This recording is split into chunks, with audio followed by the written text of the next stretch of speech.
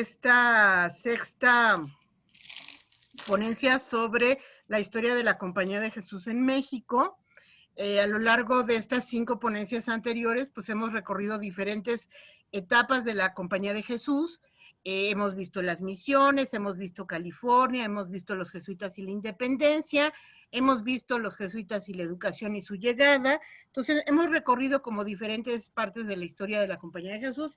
Y ahora la maestra, la doctora Perla Chinchilla, nos va a dar una plática sobre los jesuitas, la imprenta y la escritura.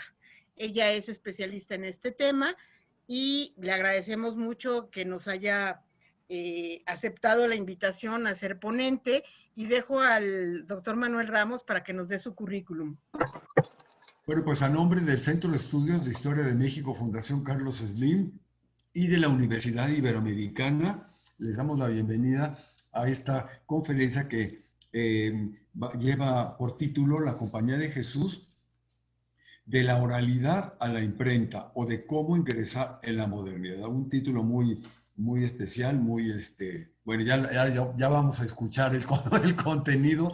Y yo simplemente, bueno, darte las gracias, Perla, por estar aquí con nosotros, y voy a leer un poquito de tu amplísimo currículum. Realizó sus estudios de licenciatura y posgrado en Historia en la Universidad Iberoamericana y ha trabajado como docente e investigador en el Departamento de Historia de la Ibero de la Ciudad de México. Sus principales líneas de investigación es el fenómeno de la predicación jesuita en la Nueva España del siglo XVII y la retórica sacra, procesos de modernización e identidad, historiografía del antiguo régimen, la historia que se enseña y la enseñanza de la historia. Y en relación con la Compañía de Jesús, fundadora y coordinadora de la línea de investigación La construcción retórica de la realidad, la Compañía de Jesús del Departamento de Historia durante 17 años. Otro más, miembro del grupo de investigación hispano-canadiense de Hispanic Baroque, Complexity in the First Atlantic Culture. Fundadora y coordinadora del proyecto de investigación Las formas discursivas en el tránsito a la modernidad, el caso de la Compañía de Jesús, proyecto CONACYT, investigación científica básica en el 2012. De este surgió el libro Lexicón de formas discursivas cultivadas por la Compañía de Jesús. Coordinadora de la conmemoración de la restauración de la Compañía de Jesús en el 2014 por la Ibero, donde ahí se produjo una colección de 6 libros sobre el tema. Miembro del grupo de investigación sobre los jesuitas y sus empresos, con los profesores Martín Morales, Pierre-Antoine Favre, que estuvo con nosotros la semana pasada hasta la fecha. Fundadora de la línea de investigación sobre las formas discursivas, desde cuyos seminarios se han publicado 2 libros y está en proceso el tercero. Cuenta con libros y artículos sobre el tema publicados en México, Francia, Canadá, Estados Unidos y Alemania. Así que, Perla, nos da muchísimo gusto que estés con nosotros, te lo agradecemos enormemente y pues te escuchamos con gran interés. Adelante. Pues bueno, antes que nada, agradecer a Tere y a Manuel su atenta invitación para participar en este ciclo interesante. Y bueno, espero estar a la altura de los compañeros que son muy buenos. Y pues yo no soy anecdótica. Puedo que les resulte un poco aburrida, pero espero por lo menos que se interesen en lo que voy a exponer. La pregunta que está detrás de todo esto es, hay una discusión siempre si la orden de la Compañía de Jesús es moderna o es antigua. Unos dicen no, es moderna, otros no es una orden antigua. Y yo creo que la clave está en pensar que la Compañía de Jesús es una orden en transición entre el mundo antiguo y moderno. Y ahí está la clave del interés por estudiar a la Compañía de Jesús. La Compañía de Jesús yo creo que es la orden religiosa más estudiada. Y la pregunta sería ¿por qué? Yo creo que son 2 razones. Una, este complejo tránsito hacia el mundo moderno. Y lo segundo, que es la que produjo más documentación, como vamos a ver, porque a la compañía le toca estar en el momento donde se inicia esta cultura del impreso. Voy a dar una pequeña introducción argumental para ver por qué sostengo esta aseveración. Bueno, lo primero es que la memoria de la sociedad, nuestra memoria, está en la tecnología con la que acumulamos la información, ¿sí? Para poder seguir la comunicación. Durante siglos, ¿verdad? Pues la memoria está ubicada en la memoria humana. Y para ello, pues ha habido maravillosas técnicas para recordar, como la repetición, la generación de técnicas para la memoria, los teatros de la memoria, en fin, la tradición oral, todo aquello que hacía que una sociedad conservara las tradiciones como de las que hablaban hace un rato. En Occidente se construye toda una técnica maravillosa que es la retórica para poder conservar y tener en la mente aquello que se va olvidando, porque la memoria humana es corta. Durante siglos la escritura, que es claro, existía, no era el medio de comunicación principal, sino que era el soporte de la memoria, ¿sí? La escritura era para que se leyera y se hablara. Entonces, en efecto, la escritura, hasta la fecha, las comunicaciones importantes siguen siendo orales, ¿sí? El efecto de la escritura es muy complicado, pero sumamente interesante. Consiste en la separación tanto espacial y temporal entre el acto de comunicar y la comprensión, lo contrario de lo que está pasando ahorita. Y esto genera una inmensa explosión de posibilidades de empalme que así se produce.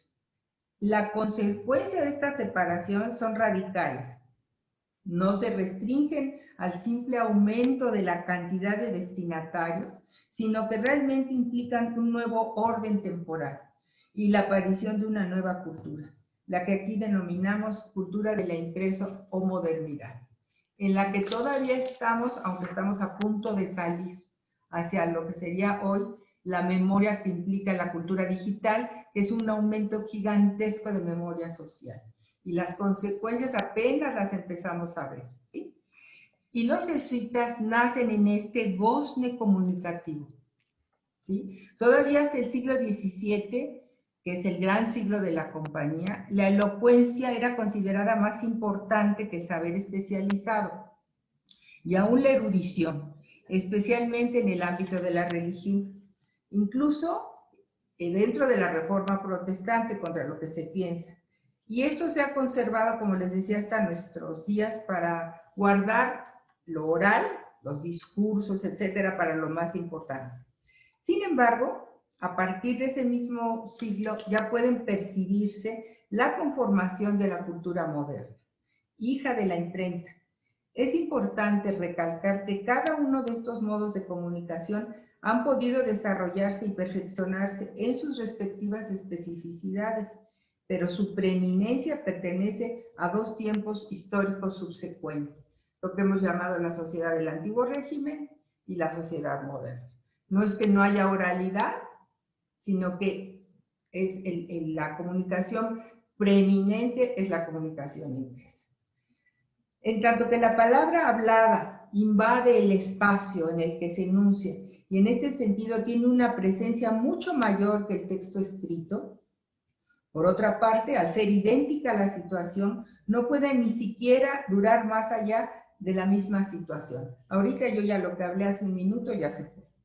En contraste, la escritura se circunscribe a un espacio textual, pero evita la desaparición de las palabras dichas, es decir, consigue revertir la facilidad del olvido propia de la oralidad.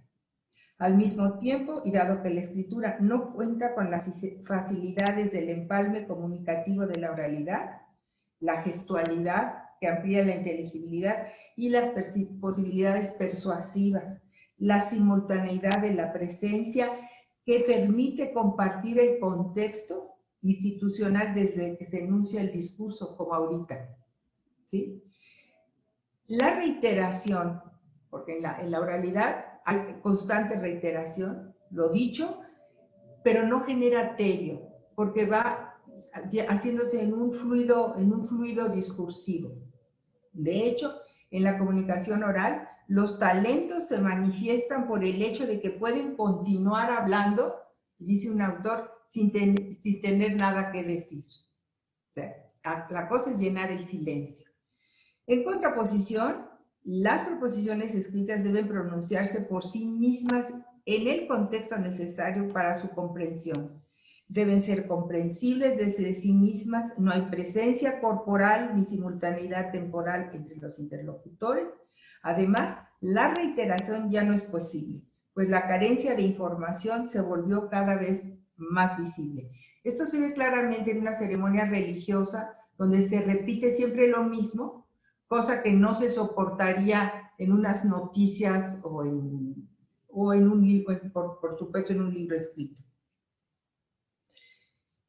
La escritura perdía así la única función que había tenido desde hace siglos, o sea, su carácter mnemónico de apoyo a la oralidad. El significado de la memoria se transforma y su antiguo carácter sacro, puesto en la compleja relación con la técnica del arte del recuerdo, se fue perdiendo, así como la admiración que provocaba el memorioso.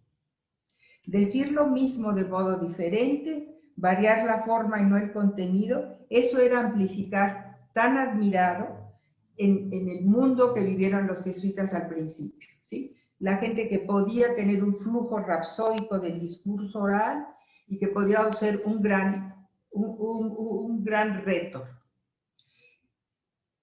Aquí la virtud y la precisión no tenían importancia, sino la verbosidad y la cantidad. No se presta al análisis ni a la argumentación lógica. En confrontación, la escritura, como ya se señaló, permite el análisis, la reflexividad, la retroalimentación de las secuencias y tiene la posibilidad de dejar al descubierto los candados sociales o tiene la posibilidad de tematizarlo todo, que es lo que acabó haciendo la ciencia. Aquí los afectos pasan a segundo término, en tanto que la cultura de la oralidad están por delante, el movimiento de los afectos. En todo esto fueron maestros los jesuitas, pero al mismo tiempo tuvieron que ingresar en la nueva cultura del impreso. O sea, para resumir, a los jesuitas les toca estar en los dos mundos y fueron, hay que decirlo, magistrales en los dos mundos. Pero lo más interesante para lo que estamos viendo es que fueron capaces de pasar de un mundo al otro y de hacer una transición. En ese sentido, los jesuitas, a los que le tocó una sociedad estamentaria, les fue tocando todo el proceso del cambio a la sociedad moderna, que va a ser la sociedad burguesa. Realmente los jesuitas, poco a poco, desde el 17 y hasta el 18, desde el 19, van educando a la futura burguesía. Si nosotros nos ponemos a ver a todos los, incluso revolucionarios franceses que estudiaron con ellos, es increíble. ¿Sí? El propio Voltaire, por ejemplo. ¿Sí? Entonces, este tránsito hace que la Compañía de Jesús sea una especie de laboratorio historiográfico para ver la dificultad del paso a la modernidad. Y en ello, insisto, fueron maestros. Bueno, la oralidad sigue siendo en la modernidad el medio comunicativo más utilizado. Sin embargo, la visión científica del mundo, presente en última instancia hasta nuestros días, altera en diversos grados dicha oralidad, sobre todo cuando es llevada al espacio de la escritura. Veamos como ejemplo el caso de la novedad y la sorpresa, tan estimados en la predicación barroca y que actualmente vuelven sospechosos a los medios masivos de comunicación como la televisión, considerada como manipuladora de la realidad. ¿Sí? Entonces, este mundo en el que les toca el cambio es sobre todo en los siglos XVII y XVIII, pero pocas veces se ve que los jesuitas van del 16 al 21 y les toca ahora enfrentar un nuevo cambio hacia otra sociedad. Bueno, con este antecedente, que espero haya sido claro, les quisiera decir, entonces, ¿qué cosa es esto de hablar de la sociedad, de los jesuitas como dentro del mundo de la cultura del impreso? ¿Sí?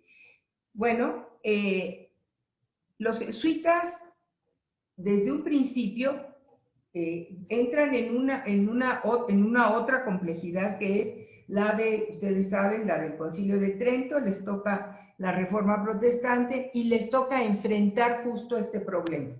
Y desde ahí van a tener que seguir una línea de trabajo muy difícil y donde tienen que defender a la Iglesia, pero en contextos muy complejos, contextos donde ya se van formando estados nacionales independientes y sobre todo los espacios de colonización. Los ministerios, yo pienso que los jesuitas se pueden dividir sus impresos en función de sus ministerios. O sea, se pueden hacer agrupaciones de los impresos jesuitas en función de sus ministerios. El ministerio de los jesuitas cae dentro de 4 categorías sugeridos por la fórmula. La fórmula es aquella acta fundacional de la compañía autorizada por el Papa. Las categorías serían todas las formas o muchas formas variadas del ministerio de la palabra. 2, la administración de los sacramentos como la Eucaristía y la confesión. 3, ciertas obras de caridad. Y fuera de la fórmula, la 4, los colegios. O'Malley, un famoso autor del origen de los jesuitas, dice: el mismo número y variedad de la lista de los ministerios, especialmente en la segunda versión de la fórmula, sugiere la complejidad del compromiso pastoral de los jesuitas. Pero puede parecerse a la lista de la compra, como la lista del súper, como si los elementos tomados individualmente no tuvieran relación alguna entre sí. A este respecto es esencial recordar que los jesuitas creían que sus ministerios estaban siguiendo el modelo apostólico, es decir, estaban imitando y reproduciendo en su tiempo los rasgos esenciales de los ministerios, de que dieron ejemplo los discípulos de Jesús en el Nuevo Testamento. Las meditaciones de la segunda semana de los ejercicios les brindaban amplia oportunidad para reflexionar sobre los textos pertinentes. En esta tónica, y dado que cada ministerio requería habilidades propias, los jesuitas desde un principio animaron a sus estudiantes a cultivar sus dones al máximo. O sea, ellos realmente hacían que sus estudiantes y los miembros de su orden se dedicaran a para lo que eran buenos. Nadal, por ejemplo, dice en 1561, dice: quiere la compañía hombres consumados en todo lo que pueda ayudar a su fin, cuanto fuera posible. ¿Puede uno ser un buen lógico? Que lo sea. Buen teólogo? Que lo sea. Y buen humanista. Y así de otras facultades que pueden servir para nuestro instituto. Y no se contente en ninguna de ellas con medianía. Querían perfeccionar en cada una de sus habilidades. Así, si bien tenían un modo de proceder, yo hice un artículo sobre el modo de proceder jesuita, que siempre es un misterio, esto de qué es el modo de proceder jesuita, es una especie de algo medio intangible. Así, si bien tenían este modo de proceder que les daba unidad y que incluso es difícil de definir, pero se reconoce en la práctica, aquí el caso de la autobiografía de San Ignacio era un referente, así como la historia de la orden que Polanco escribió desde un principio. Pero había una verdadera, eso es muy interesante, había una verdadera especialización. Aquí lo que podemos decir es que si bien los jesuitas estaban en muchísimas partes, podemos agruparlos por especializaciones. Entonces, los jesuitas que trabajaban en cortes tenían una serie de posibilidades, habilidades, actividades distintas de los que estaban en misiones. Entonces, había una verdadera especialización, como les digo, entre los miembros de la orden, que los volvía expertos y vanguardia en cada área. De verdad, eran vanguardia en oralidad y vanguardia en impreso. y que a través de sus publicaciones les dieron a conocer en todo el mundo occidentalizado, o sea, el mundo moderno, por 3 siglos al menos. Desde su fundación, su dispersión por el mundo hizo que la escritura fuera su modo de comunicación, y no sobra decirlo, la productora de documentos para su historia. La orden se puede estudiar por su documentación, sin documentos pues no hay historia. Las cartas, las famosas cartas de los jesuitas son el ejemplo primario de ello. Había problemas obvios con la correspondencia como medio de comunicación, aunque las cartas de Roma a ciertas ciudades, dice un autor, ciudades italianas, no tardaban en llegar más de lo que tardan ahora. En cambio, las que iban lejos podían tardar hasta 4 años en llegar y regresar. O sea, imagínense cómo no tenían que operar por su cuenta, ¿no? Después de afirmar que la compañía había sido fundada para el provecho de las ánimas en la vida y doctrina cristiana y para la propagación de la fe, la versión original de la fórmula continuaba inmediatamente con la lista de los ministerios con los que debía cumplirse este doble fin por la conversión de los infieles. Misión esta que no se había podido realizar en Jerusalén, pese que había sido el destino original que quería Ignacio. El propio Nadal afirmaba que la compañía se preocupaba de aquellas almas a las que nadie ayuda, o si alguien tuviera que ayudar, la atención sería negligente. Esto es muy interesante porque también sus publicaciones cuentan con el problema de sus destinatarios. Esta es la razón de que se fundara la compañía, esta es su fuerza, esta es su dignidad dentro de la iglesia. Para él, la tarea por excelencia del jesuita era buscar la oveja perdida, fuera pagana, musulmana, herética o católica. Las normas de las constituciones sobre tales asuntos, aún las más explícitas, eran abstractas, ojo, esto es importante, y generales, por lo cual admitían interpretaciones más amplias. Los jesuitas tuvieron mucha libertad de interpretación, en todos sentidos. Los ministerios de la lista de la fórmula parecen incluir todo, pero la redacción sugiere de hecho que la lista no agota todas las posibilidades. Por otra parte, los jesuitas, en otras palabras, no tenían una clientela ya hecha. Algunos le llaman la gente de reclinatorio. De hecho, rechazaron las parroquias y tenían que persuadir a los fieles que se aprovechaban de lo que les ofrecían. Este rasgo de los ministerios de los jesuitas es fundamentalmente importante para comprenderlos y también para situarlos en el así llamado catolicismo postridentino. Después de los ministerios de la predicación y lecciones sacras, la segunda versión de la fórmula añadía, y cualquier otro ministerio de la palabra de Dios. O sea, cualquier ministerio de la palabra de Dios era bienvenido. Sin embargo, ningún documento oficial expresa claramente cuáles podían ser esos ministerios adicionales y ustedes, bueno, podrían revisar los cientos de publicaciones donde se interpretan de 1000 modos todas las posibilidades del hablar y de los lectores. Cada uno de estos ministerios tenía su propio objetivo, más o menos claramente reconocido por los mismos jesuitas, pero también se influenciaban mutuamente y en ocasiones llegaban a mezclarse imperceptible uno con el otro. En conclusión, el ministerio de la palabra englobaba prácticamente a todos los demás. Los jesuitas han sido maestros de la palabra en múltiples formas. Pero tal como lo introduje en esta exposición, a ellos les toca ese complejo periodo de transición entre la antiquísima cultura de la oralidad y la del impreso.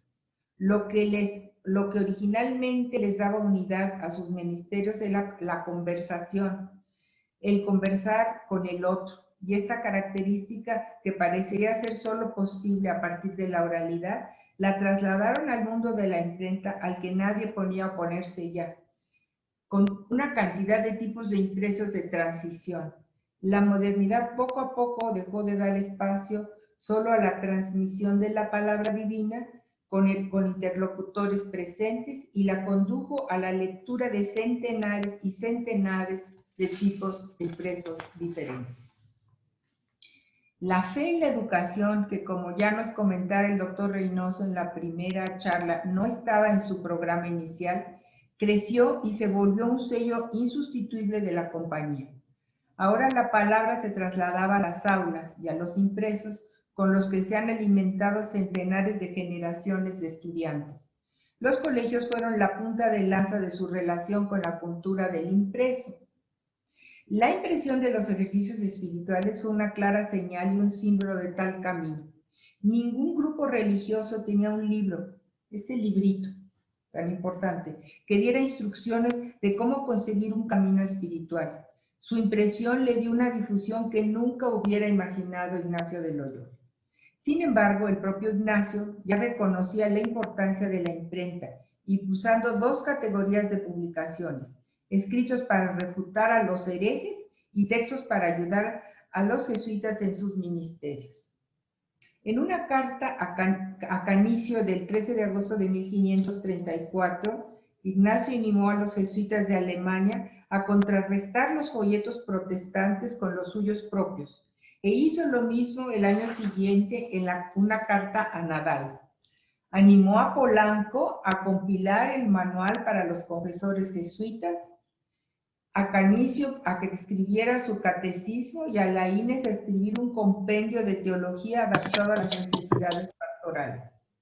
Fueron los colegios, sin embargo, los que generaron el mayor cambio en las actitudes y en la práctica de los jesuitas al respecto a las publicaciones. Se necesitaban libros de texto a precios asequibles para los estudiantes. Motivados por este fin, Ignacio, en el último año de su vida, tuvo que afrontar inmensos problemas para conseguir una buena imprenta para el Colegio Romano, que se instaló y se puso en funcionamiento unos pocos meses después de su muerte. Pusieron imprentas en otros muchos colegios, incluidos unos de América, no sin la preocupación de que pudiera parecer un negocio de su propio provecho, dicen. En general, y consideraron que las publicaciones se hacían para ayudar a las ánimas. Estaba esto detrás. No sé si conocen la publicación de Sommervogel, que es muy impresionante, es un recuento de la bibliografía de los jesuitas, se los recomiendo por lo menos que lo vean, es muy impresionante. Hay miles y miles de libros, o sea, de publicaciones, textos, cartas, es como, hay que nomás asomarse para verlo porque es realmente impresionante.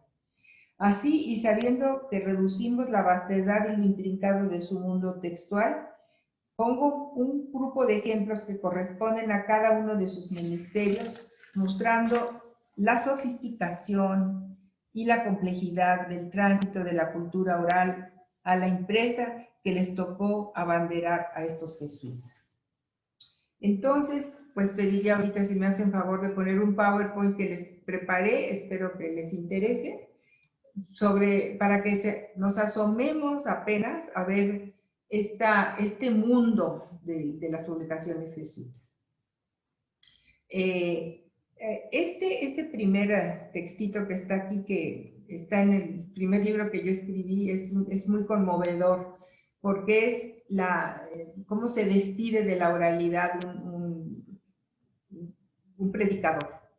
¿Qué diré yo de un borrón o de un sermón que es lo mismo? Que impulsos de la obediencia llegué a hablar, en donde cuando el asunto me ofreció casi innumerable materia para decir que dando con la muchedumbre la cortedad de mi talento empobrecido, por más que llegué a pensar, nunca llegué a proferir más que unas desnudas voces que por carecer de la vida del concepto nada dicen, cuando sin alma suenan, tanto que al querer ejecutar el mandato, bueno, de nuestra reverencia en escribirlas, como fueron unos ecos solos que con la vida de su pronunciación como animada sonaron. Hallo que nada es ya lo que debo para obedecer y escribir, y ceñido a la obediencia, borrones forfa, por no tener con la pluma que decir. Bueno, realmente se me hace un texto muy bello porque es ya no tengo, lo que puedo hablar, ya con la pluma no tengo, no es el mundo del sermón. Entonces, bueno, el primer, ay, ahora no quiere pasarse, bueno, está esto. No tener con la pluma que decir, ese sería el destino del mundo oral, en el momento en que se comenzó a trasladar lo dicho al papel. La conciencia de la imposibilidad de decir con la pluma no la tendrían ciertamente los habitantes del siglo XVII.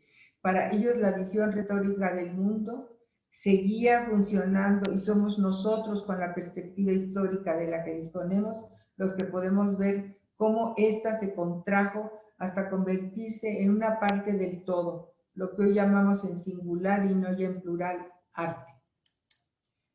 Bueno, entonces solo unos ejemplitos. La primera arte de la palabra, por supuesto, era la predicación, y dentro de esto, que parece un conglomerado, lo que les quiero mostrar en cada caso es que dentro de la predicación hay muchos tipos de sermones, y en cada uno de estos tipos de sermones hay miles de ejemplos y miles de piezas impresas. Por supuesto, hay mucho también que quedó por escrito. Está el sermón de corte, el sermón de misión de infieles, los manuales de retórica, por ejemplo, y los florilegios. Perdón, porque yo soy medio burra. Bueno, el sermón es como el discurso que se predica antes y después de la lectura del Evangelio, es reconocible con facilidad por este lugar litúrgico que ha ocupado durante siglos. Les quiero decir que tengo pedacitos de estas formas discursivas del lexicón que hicimos precisamente de los impresos jesuitas. Entonces, como una pequeña definición. Si bien la palabra que lo nombra no ha sido única desde su inicio, el referente semántico siempre se ha ligado a la práctica oral de su enunciación. Aquí hay dos ejemplos de sermones de corte, que son los sermones más publicados y más elaborados desde el punto de vista retórico, ¿sí? Acaban siendo casi piezas de arte y que al publicarlas cumplieron más una función literaria. Los sermones de misión, por ejemplo, esos no se publicaron, ¿sí? Son sermones que se quedaron por lo general en papel porque no implicaban fama. Entonces, por ejemplo, este es un sermón, el sermón de los padecimientos del Mictlán, está en náhuatl, es anónimo, es manuscrito y sin años. Si ustedes ven, tiene mucha menos fama y está mucho más diluido que los sermones de corte. Me paso al que sigue. Este es un sermón de misión de un famoso predicación. No sé si conocen a Antonio Vieira. Es uno de los predicadores más famosos y este es de los pocos que son publicados, sermones de misión. Este, miren, está publicado en el Amazonas, ¿sí? Él publicó en Brasil, es portugués, y solo los de los muy famosos misioneros se publicaron, los demás en general son misión de corte o de misión circular. Junto a esto están las retóricas. Es una forma de retórica que trata de adaptar los principios de la retórica de los humanistas y más en concreto la tradición de Vives y Benito Arias Montano a las exigencias de la contrarreforma católica. De manera que especialmente tras el Concilio de Trento se trata de impulsar una nueva forma de predicar basada en el sermón, basada en el sermón y en las virtudes del predicador. Entonces se publicaron una gran cantidad de retóricas cristianas. Pero también es interesante porque los jesuitas también publicaron artes retóricas, no solo retóricas cristianas, sino eran unos especialistas en humanidades. Aquí hay un ejemplo. Bueno, les traje porque son preciosos los libros y tienen muchísima información. Yo les invito a que se metan a verlos y realmente es una información preciosa. Bueno, me paso a... El último de este caso es el florilegio. No sé si alguien sepa qué es un florilegio. solo se impuso hasta la primera modernidad. Ese es el tipo de publicación que se pierde. Es clásico de la oralidad porque era para memorizar, para designar recopilaciones ordenadas de frases, fragmentos y citas extrapoladas de los textos más distinguidos. Entonces, esto se memorizaba. Los rhétores memorizaban para hablar y el florilegio tenía una función de apoyo a la oralidad, para que vean un ejemplo de esto. Miren, aquí están. Son dos ejemplos de flores. Bueno, otro de los ministerios es la confesión. Y dentro de la confesión hay también cantidad de tipos de publicaciones. Manuales de confesores, manuales para confesados, catecismos entre misiones indígenas, casuísticas, son los 4 ejemplos que traje. El manual para confesar es un caso muy interesante porque aquí claramente se pasó de la idea de que la gente solita fuera a confesar como pudiera, a que hubiera verdaderos manuales para instruir de cómo hacer una buena confesión, ¿sí? Entonces, como ven aquí, instrucciones de confesores, cómo han de administrar y cómo han de recibir. Esto es para los que tienen que dar y para los que tienen que recibir, para los que tienen que preparar, miren. Ahora, fíjense, este ya es una publicación que eso es muy interesante, es de 1882, o sea, se sigue produciendo esta bibliografía, ¿sí? Durante los siglos, ¿sí? Bueno, me paso al que sigue. Vienen los catecismos. Bueno, aquí está nada menos que el catecismo de Ripalda, que me imagino que todo el mundo conoce, porque este catecismo se siguió usando todos los siglos. Es un catecismo original de un jesuita y se siguió utilizando en la iglesia en general. Y en que aquí, por ejemplo, tienen, ahí hay unas maravillas, muy pocos publicados, los catecismos en lenguas indígenas, produjeron muchísimos. Aquí es en quechua y es un texto magnífico. Adentro tienen cantidad de dibujos y pinturitas para que los que pues, no podían leer, ¿verdad? Y por último, presento aquí el caso Conciencia. Bueno, este es una de las publicaciones más interesantes. Les leo el término casus conciencia se refiere en los múltiples textos pedagógicos de la Compañía de Jesús producidos en el siglo XVI a una enseñanza práctica sobre materias morales, concebido como una parte obligatoria de la formación de un jesuita, la cual nació de la creciente complejidad del ministerio de la confesión. Un caso, según la definición de Dulancey, es un hecho concreto, real o ficticio, individual o social en relación con el cual se decide en conformidad con las conclusiones de la ciencia teológica y la existencia o la inexistencia de ciertas obligaciones morales. El gran problema de la modernidad es que empieza a ampliarse la sociedad y a ampliarse los oficios, la urbanización, y lo que va a ser para un grupo no funciona para el otro. La moralidad se tiene que flexibilizar y adecuar a las circunstancias. Este complejo hecho lo hicieron los jesuitas, les costó muy caro. Parte de la expulsión fueron los ataques a la casuística y al probabilismo cuando los expulsaron. Pero fueron maestros en la casuística y hay textos teóricos de teología, etcétera, como instructivos, como vean aquí, para la confesión, para sacerdotes, para poder confesar y dar la absolución en situaciones complejas y donde no se podían aplicar ciertas autoridades. Miren este, bueno, complejo en latín texto, ¿no? Ya de finales del último cuarto del 17.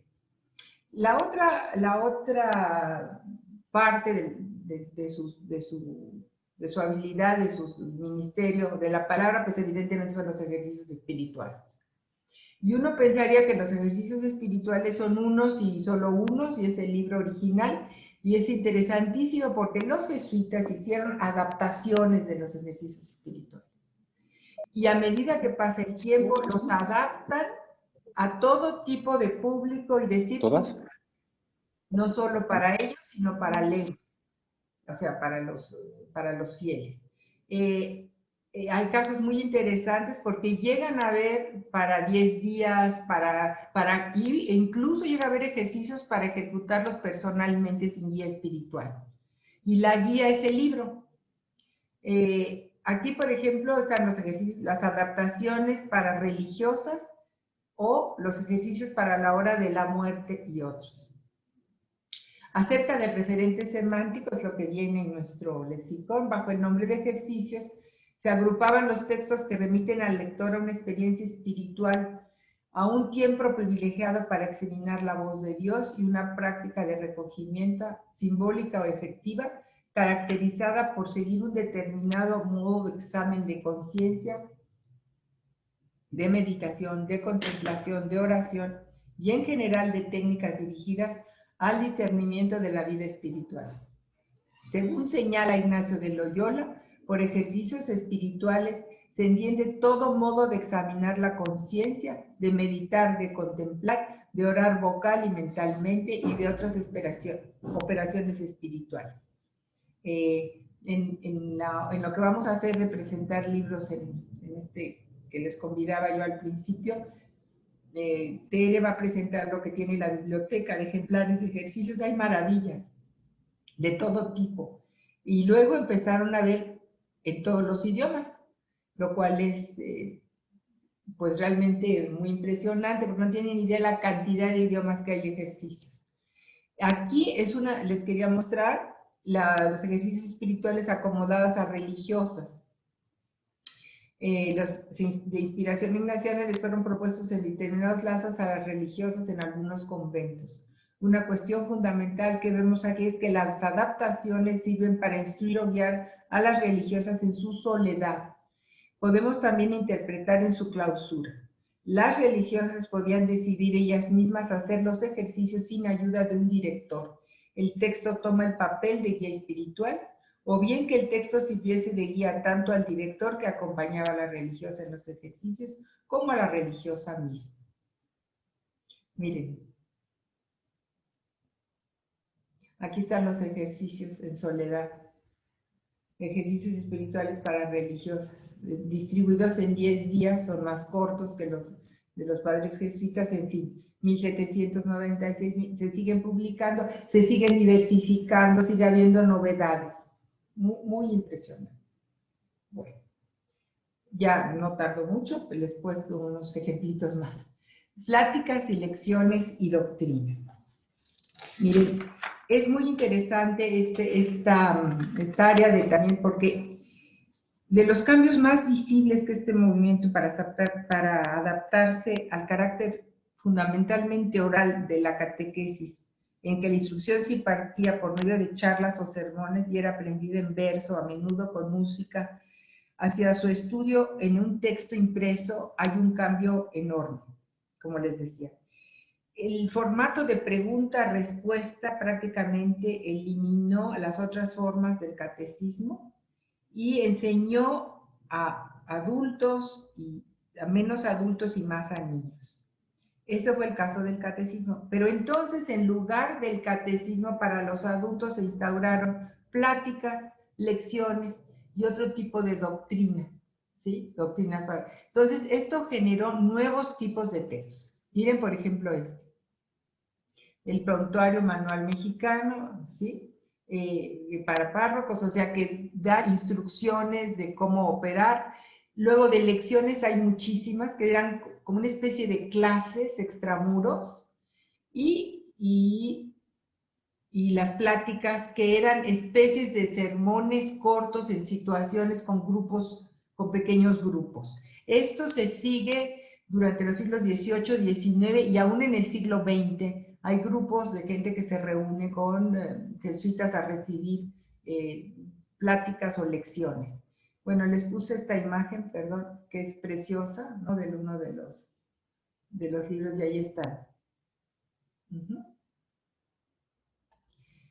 Bueno, las misiones, que es por lo que son más conocidos los jesuitas, producen un sinnúmero de textos. artes, vocabularios, cartas curiosas, relaciones. Es también una exquisita variedad y un espacio donde realmente podemos decir que son protoantropólogos, no hay antropólogos, pero de lo que va a abrevar la antropología. Por ejemplo, las artes de la lengua, estas artes de la lengua escritos para los contextos misionales se diferencian de las gramáticas escritas para enseñar las lenguas clásicas, no tanto por su estructura, que solía ser bastante similar, sino por su función. Los artes de la lengua eran herramientas de evangelización. ¿Sí? Miren, arte de la lengua mexicana, aquí tienen una con declaración, esta, y de la lengua aymara. Es impresionante la cantidad de textos. En el Sommervogel se registran cientos de tipos de textos de esta índole y gramáticas, por supuesto. ¿Sí? Otro tipo de texto que no sé si ustedes tengan familiaridad son las cartas curiosas y edificantes. Les leo. Las letras deben contener solamente las cosas de edificación en lengua vulgar de cada provincia, con copia en latín. Las letras deben informar además de todo aquello que hay de notable que salga de lo normal, o también se añade de cosas de edificación, son para los misioneros que están fuera. Si nos acercamos a las cartas edificantes y curiosas, vamos a ver, sin embargo, que estas pragmáticas van a presentar un giro muy interesante para el tema de la modernidad. La selección entre lo que hay de notable o de edificación se tensa durante el siglo de la Ilustración a favor de la satisfacción de las preguntas curiosas y de la polémica ocasionada por hablillas comunes de los doctos e indoctos de Europa. Este es un texto de Guillermo Cermeño que con Maru Ponce publicaron unas cartas curiosas que se las recomiendo. Y hay cartas curiosas de todo el mundo, ¿eh? De todo el mundo, o sea, realmente son antropólogos de todos los lugares donde estuvieron. Miren, aquí hay unas. Misioneros de la compañía, ¿sí? Bueno, las relaciones. Las relaciones, aparte de esto, tenían relaciones, es otro tipo de publicación que las cartas. Relatos que buscan consignar acontecimientos o sucesos como guías ejemplares, demostraciones de fe o lealtad al monarca. A través de la producción de la Compañía de Jesús es posible notar el énfasis en sus temas de fiestas de patronazgo, funerales, misiones y sucesos donde ésta se vio lastimada. No usaron nombre para escribir relaciones de sucesos en el sentido de narraciones extraordinarias inventadas. Entonces, las relaciones es una fuente muy interesante. También, mira, aquí tienen una relación historial de las misiones de los indios que llaman de Chiquitos, famoso Chiquitos. Bueno, y ahora sí, para terminar, los ministerios de la palabra, de la cultura del impreso, o sea, la modernidad. Y evidentemente, pues es la educación, como ya habíamos dicho. O sea, es también muy impresionante la cantidad de textos producidos en el ámbito de los colegios. Yo les traje 3 ejemplitos para que nada más lo vieran. Las Silvas Electorum Operum, los tratados y el Ratio Legendae Excerpendi. Las Silvas Electorum es un impreso específicamente jesuítico, porque esto hay que decirlo. Ellos inventan cierto tipo de publicaciones en el que se ofrece la selección de obras de determinados autores latinos y está dirigida a escolares de los colegios de la Compañía de Jesús. Ellos inventan muchos tipos de textos para reducir lo que hoy sería un texto pedagógico para los colegios, para reducir la complejidad, imagínense, del mundo del Renacimiento, del humanismo, más toda la teología, más todo lo que había que ver.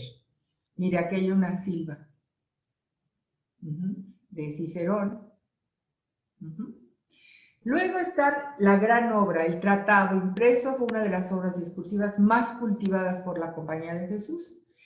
El Tratado es como el rey de las obras del saber, lo escriben solo los altos maestros. La función del Tratado parece haberse sostenido y como los diccionarios de cada época lo señalaban, esta consistía en comprender o explicar alguna materia particular.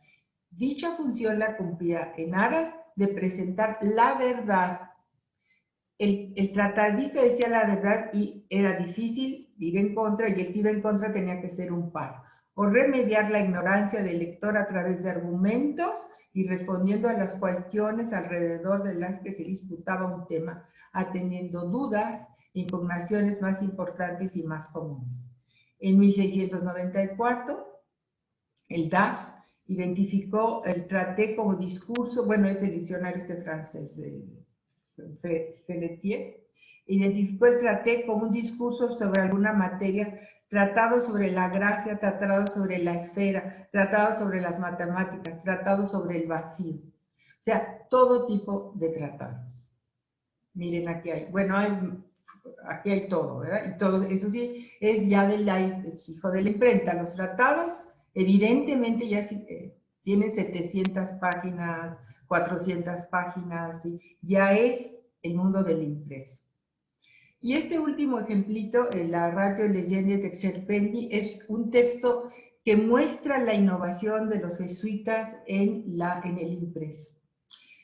En este caso, en algunas ocasiones el título especifica que el objetivo de los libros es el de explicar a los hombres de letras cómo pueden escribirse libros.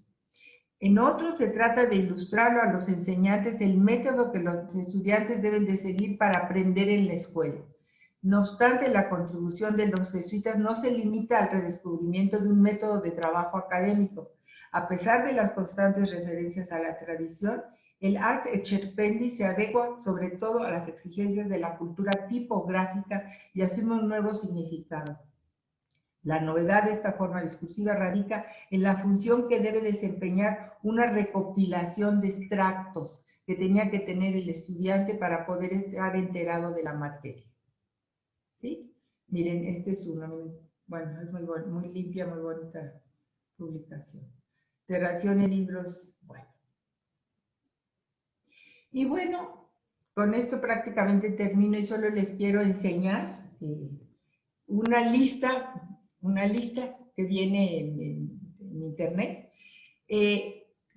digamos que la modernidad tardía nos muestra cómo la compañía se adapta después del siglo XIX, que es un siglo muy difícil para publicaciones, porque además la compañía ya representa la retaguardia y no la vanguardia, representa lo conservador, lo anquilosado, en tanto que los jesuitas como individuos siguen produciendo. Miren, esta lista es de los jesuitas científicos, de ciencias duras, en el siglo XX. Aquí tenemos 19 jesuitas, incluso que no sé si han oído, Roberto Busa, sacerdote italiano, pionero del uso de ordenadores para el análisis lingüístico y literario. Hay de todo, profesores de física, astrónomos, entomólogos. Este es un mexicano, luego se los voy a poner, formador de profesionales, impulsor de investigación y divulgación científica. Bueno, los jesuitas, que se les consideraba solo parte de las humanidades, son muy libres y realmente se dedican a lo que son capaces. Solo les repaso aquí muy rápido, este es los del 19, miren. Y mediante nos vamos para atrás, estos todavía son del 19, en el 18 también hay siendo todavía antiguo régimen, hay una cantidad de jesuitas, botánicos, geólogos, filósofo, teólogo, astrónomo, matemático, ¿sí? ¿Los ven? En el 17, pues está todos los que, el famoso, está aquí, ¿no? Está Kircher, Kurz, astrónomo alemán, poetas, matemático italiano, científico italiano, notable en metodología por sus especulaciones sobre el vacío, astrónomos, matemáticos, en fin, esto es, pues realmente es una sorpresa, porque siempre se les piensa solo como humanistas. Miren todos estos, en el 16, miren, en el 16, miren, astrónomo, matemático, selenógrafo, matemático, astrónomo, bueno. O sea que ellos ya traían una tradición en ciencia que los hacía ingresar en el mundo moderno de un modo, vamos a decir, más sencillo que otros grupos religiosos. Yo no toqué, por más que era el tema central, el de la Nueva España, pero es parte de mi trabajo es mostrar que aquí no hay fronteras, que los jesuitas como especialistas es un grupo que opera con las mismas formas de concebir los problemas en todo la compañía, y a mí me parece que los impresos son lo que le dan a la compañía la posibilidad de unidad en medio de la enorme dispersión de la orden. Solo 3 ejemplos: Eusebio Quino, misionero, matemático, cartógrafo y astrónomo, que lo conocen; clavijero, historiógrafo y sacerdote, escribió además en español, toscano, inglés, alemán, francés. Y Julio, el que les presentaba, Julio Chichero, sí, que es un mexicano también que promueve la investigación. Si aquí pusiéramos además los que hay de filosofía y otros, bueno, serían muchos cientos. Y insisto, más todos los que hemos estudiado con ellos. Aquí les presento el lexicón de formas discursivas, que donde reunimos 68 formas discursivas como ejemplos para poder mostrar lo que los jesuitas han sido a través de la imprenta. Muchas gracias. Muchísimas gracias, doctora Perla Chinchilla, por este recorrido que nos ha hecho a través de los impresos. Y yo creo que tanto la Universidad Iberoamericana como nosotros aquí en el Centro de Estudios tenemos varios ejemplos también de lo publicado, que se vuelven libros raros, libros muy difíciles de conseguir y que son de biblioteca. Tere, te doy la palabra. Tere se encarga ahora de leer algunas de las preguntas que se ofrecieron a través de tu ponencia. Adelante, Tere. Gracias, Perla, de veras nos llevaste por el mundo de los impresos jesuitas, y bueno, ya a través de este lexicón y las definiciones que tú nos das, nos queda más claro, sobre todo a los que manejamos esta bibliografía antigua, de qué estamos hablando. A lo largo del chat hemos tenido muchas felicitaciones, como que a muchas personas les abre como una nueva manera de ver la cultura de los jesuitas, y hay varias, y te felicitan mucho, y por otros trabajos dicen que les ayuda mucho a una persona que se dedica a sermones novohispanos. Y hay varias preguntas relacionadas con si fueron solo los jesuitas los que pasaron de la oralidad a la imprenta, o fueron otras órdenes religiosas, y cuál sería la diferencia. Pues a reserva de que toda generalización siempre es falaz, yo sí diría que es la orden que pasa, o sea, claramente que hace este tránsito. No es que no las otras órdenes no tuvieran publicaciones, etcétera, pero es la orden, porque además es la orden a la que le toca hacer la misión en el mundo, cuando otras órdenes ya estaban instaladas, ¿sí? Por supuesto, los franciscanos se van a ir cuando expulsan a los jesuitas, van a tomar sus lugares, pero una orden que se dedicara a la educación, como lo de los jesuitas, en ese momento no hay otra con esa fuerza. Y en la educación está incluida la textualidad. Por otro lado, el jesuita dedicado al mundo de la corte, criticado en muchos casos, pero yo creo que esto es una especialidad, se dedicaron a la enseñanza de los cortesanos, y tuvieron mucha responsabilidad muy interesante en la formación de esta gente. Y para ello también sus publicaciones fueron muy importantes. Entonces el mundo del impreso está en todo lo que es la urbanización, que sería la modernización. Y la urbanización es propia de la orden de la Compañía de Jesús. Yo me explico la expulsión en muchos sentidos por los problemas con esta orden moderna que se salía de los parámetros de otro tipo de instituciones religiosas, sus influencias políticas, sus influencias, bueno, en el teatro, o sea, hacían teatro también, y luego tenían congregaciones, o sea, realmente sí creo que son únicas, Siempre puedo equivocarme, pero sí creo que en este caso son los que hacen el tránsito. Gracias. Por su Es que los fundan en el momento en que está la separación de la iglesia, que tenemos dos iglesias. ¿Cómo le hacen esta orden postridentina para lograr recatolizar a los católicos y que no se les vayan con los protestantes y misionar en todo el mundo? Es una labor propia de la modernidad que venía, ¿no? Gracias, pero mira, aquí hay varias personas que nos preguntan que no les queda claro qué significa que los jesuitas se volvieron a la vanguardia de la oralidad. Es que es muy interesante porque al mismo tiempo como que van en paralelo. Ellos, post-Trento, después del Concilio de Trento, toman esta misión, la misma palabra estoy usando, para la reconversión de los católicos, porque era un mundo de feligreses abandonado. Entonces se vuelven expertos en la oralidad, sobre todo de sermón, y las misiones circulares que iban por los pueblos en Cuaresma, levantaban a muchísima gente y los llevaban a la comunión, a lo que ellos querían para que se sostuviera un catolicismo que no corriera peligro ante el protestantismo, ¿sí? Sobre todo en Europa.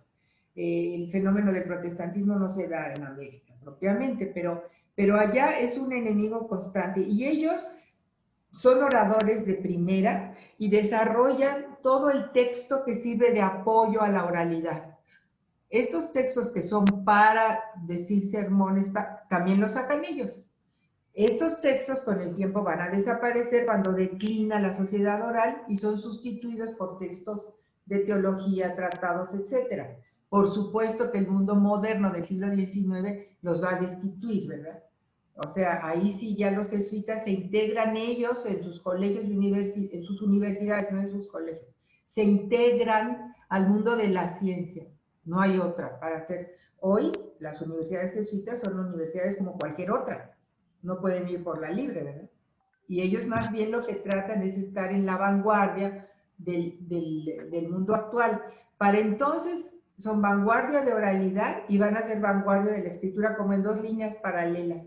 Por eso hablo de una transición, ¿no? Donde hacen como esto. No sé si esto le aclara. Luego, Perla, aunque no es exactamente del tema que nos estás hablando, a lo mejor nos puedes ayudar un poco. Preguntan que si los jesuitas eran tan fuertes y tan importantes en estos mundos que tú nos has platicado y en el mundo de la escritura, ¿por qué fueron tan maltratados por el Vaticano? ¿Por qué fueron maltratados en la expulsión? Sí, claro. Bueno, son fenómenos complicados. Son fenómenos, ahí ya el Vaticano, ya la Iglesia, el Vaticano ya no es fuerte, como lo era en el siglo XIV, ¿no? O sea, lo que sucede es que ya hay intereses políticos a los que no se puede oponer el Vaticano, ¿sí? Y le va a hacer eco al gigante que es España, ¿verdad? Sí, es Carlos III, etcétera. Y hay que seguir con mucho cuidado esto del Vaticano, porque es cierto papa en cierto momento da cierta orden, no le queda de otra, hay muchas acusaciones también contra la Compañía de Jesús, por ejemplo lo del laxismo, y hay muchos intereses políticos y económicos, de todos lados. Por ejemplo, en las misiones, las misiones nacionales, bueno, recuerden que aquí el nacionalismo está presente. Y las naciones tienen fuerza la orden directa. La Iglesia tiene menos fuerza de la que tenía antes. Está la modernidad ya avanzada. Bueno, y otra cosa que preguntan, Perla, es ¿cuál sería la diferencia entre abordar la escritura y la imprenta? ¿Tuvo que ver con la fuerza que comenzaban a tener? Está como otra voz. De liberación. Favor de cerrar sus micrófonos porque si no se distorsiona el sonido. Creo que hay Apaguen sus micrófonos, por favor. Ya, perdón, Tere, no te escuché. No, que les preguntan cuál sería la diferencia entre este abordaje que tienen los jesuitas de la imprenta y las otras órdenes religiosas. Los otros órdenes religiosas en general sobre todo las que ya están en parroquias, y ya es otro tipo de clero, igual que el clero secular y las otras órdenes, no se dedican a la educación, digo, sí hay, o sea, nosotros sabemos que hay maristas que en el mundo contemporáneo, pero para la época, realmente los que compiten con las otras universidades son los jesuitas. Ellos, al tener la educación, están relacionados con la imprenta. Insisto, no es que no haya publicaciones de las otras órdenes, los dominicos son muy sabios, tienen muchísimos tratados y hay eminencias en todo el mundo dominico, pero en términos relativos, la orden que se dedica más a esto es la compañía, ¿sí? De hecho, si ustedes recorren la cantidad de universidades que tiene la compañía o los colegios, pues no se comparan, la cantidad de estudios que llegan a tener no se compara a las instituciones de otras. Bueno, ya para llegar hay como un par de preguntas más. Sus micrófonos, favor de apagar sus micrófonos. Preguntan que si a través de estos, sobre todo los estudios científicos, se puede seguir la modernidad. Apaguen sus micrófonos. Es que hay unos micrófonos y no te entiendo. No se escucha bien porque algunos tienen prendidos sus micrófonos. Por favor, apagar sus micrófonos, Gilberto Bermúdez.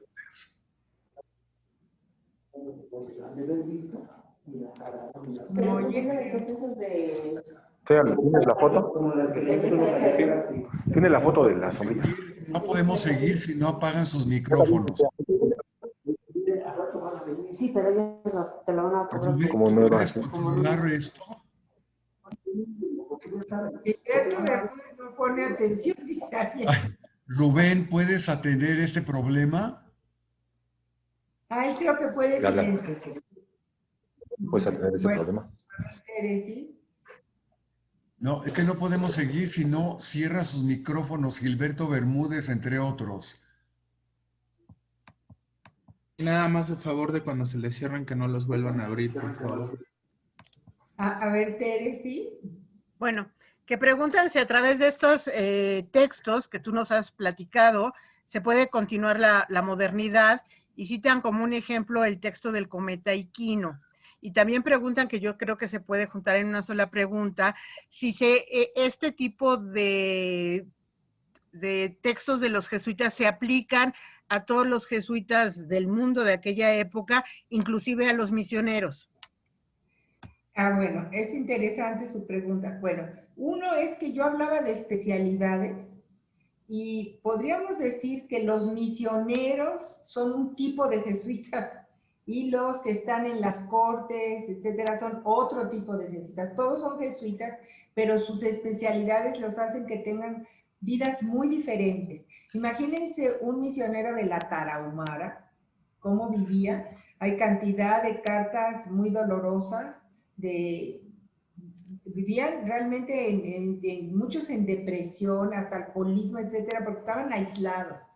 Aquí, por ejemplo, muchos de los misioneros de aquí del norte, pues venían de países de Europa del Este. Había un polaco, un croata, no se entendían entre ellos y más que el latín, pero el latín de estos misioneros que venían no era tan bueno, ¿verdad? Como el de aquel predicador que estaba en la corte romana, ¿sí? O sea, dentro de la propia orden sus especialidades hacían que tuvieran vidas muy diferentes. Ya no les leí una frasecita que uno de los novohispanos, misioneros, decía: venimos cargados de libros cuando solo necesitábamos imágenes. Los misioneros que fueron al norte decían: ¿para qué queremos aquí libros? Ni se entendían con la gente, ¿no? Entonces, ahí las imágenes eran lo útil para poderse conectar con la gente. Entonces, el uso de impresos era mucho menor. El misionero, el sermón de misión es un sermón muy sencillo, casi decían lo mismo todas las veces. El sermón de corte es una pieza literaria. Todos eran jesuitas, pero con especialidades distintas. Y el teólogo de adentro de la universidad, distinto, ¿sí? Así como había un Gracián, pues había un Vieira, como grandes. Ahora, yo quiero honrar y eso se me olvidó decirlo ya al final, a todos los autores menores, porque siempre hacemos alarde de los grandes autores, pero entre estos cientos de libros hay cantidad de aportaciones de autores que no son muy conocidos, autores medios, y que no por desconocidos no sean mejores, ¿eh? Bueno, pues gracias, Perla. Las preguntas van similares o son como más concretas. Yo creo que una de las cosas más interesantes que ahorita nos acabas de llevar a la conferencia que nos dio Maru hace una semana, creo, en donde ella habla exactamente de esta situación del sentimiento de los misioneros, ¿no? Y cómo tenían esta soledad y que no se entendían ni con sus hermanos ni con los personas que iban a evangelizar y cómo utilizaban algunos de estos textos, no solo las imágenes, sino muchas veces como para darse un poco de consuelo, ¿no?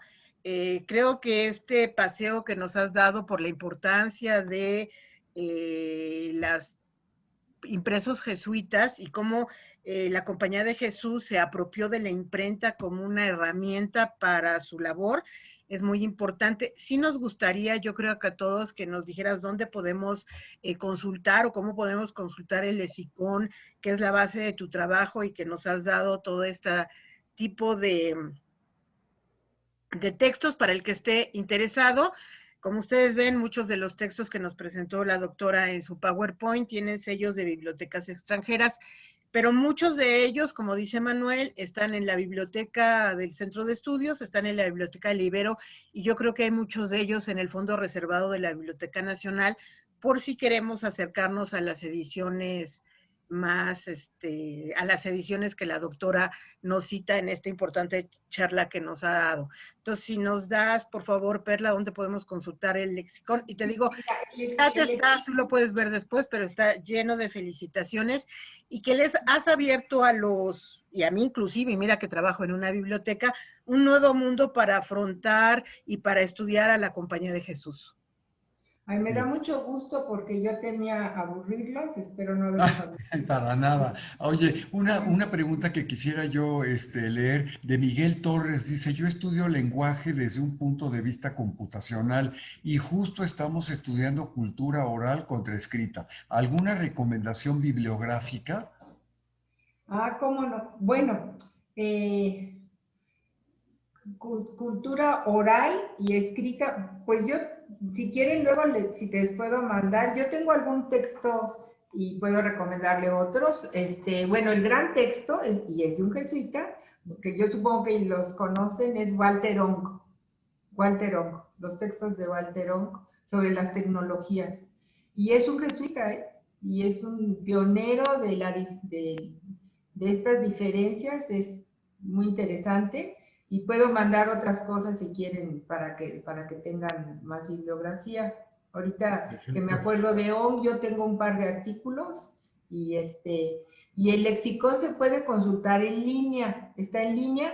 Los ejemplares, que quedó muy bonito, tienen algunos en la Ibero, pero si no en línea.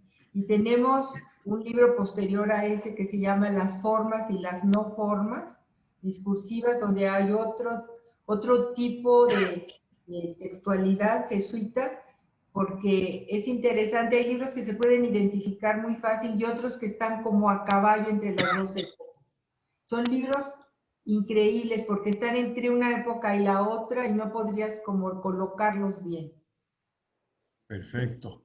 Pues Tere, a nombre despido yo, si quieres, a nombre del Centro de Estudios de Historia de México, Fundación Carlos Slim, y de la Universidad Iberoamericana, particularmente de la biblioteca, para darte todo el crédito, Tere Matabuena, rodeada siempre de libros tan interesantes, y de algunos de estos libros que nos has presentado, ¿verdad? Que de veras nos abriste una posibilidad nueva de interpretación de los jesuitas, sobre todo los que estudiamos con jesuitas, como yo en el Instituto Patria, que los ejercicios espirituales eran un parteaguas en la vida cuando teníamos 14, 15 años más o menos, ¿no? Así que me hiciste recordar enormemente esa parte de la Compañía de Jesús. Si quieres te digo algo muy rápido.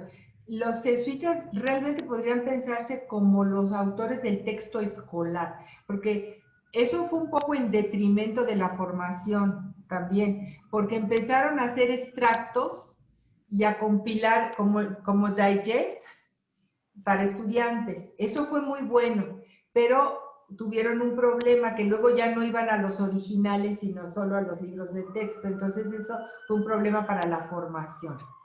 Pero es todo un tema de pedagogía interesante. Pues muchas gracias. ¿Quieres despedirte también, Tere? No, pues muchas gracias a Perla y bueno, nada más un comentario. Actualmente es lo mismo con los maestros que dan solo las páginas de un libro que tienen que leer y les dan las fotocopias o se los mandan por WhatsApp o por los sistemas de estudio porque los alumnos ya no van a los libros. Es cierto. Es esto de estos resúmenes, estas antologías. Ahora los maestros les dicen, lean tal libro, pero no tal libro. Lean estas páginas y el alumno ni siquiera va a ver el libro para ver en medio de qué está ese capítulo, ¿no? Entonces sí te agradezco, perdón por la tos, mucho Perla y a todos los participantes y los esperamos el próximo jueves. Muchísimas gracias otra vez, Perla.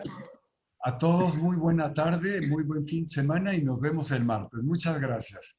Hasta luego. Hasta luego. Hasta luego.